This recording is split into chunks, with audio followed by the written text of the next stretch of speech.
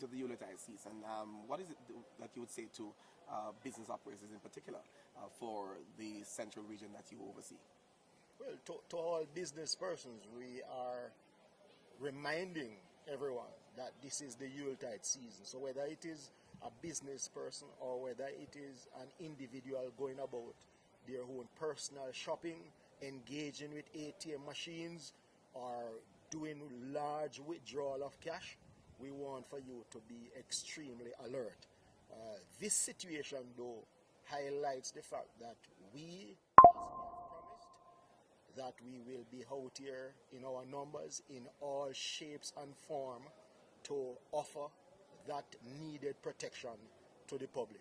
But at the same time, we are encouraging all business operators to be very vigilant in terms of how they operate, to engage with local officers when you have large cash to be transferred or to be removed to a particular area. We are ready to give that sort of support. And what would you say about the quick response of your officers to this particular situation? I think this would be a star on the crown, so to speak, for your officers in the area. Indeed, it is high commendation to the men.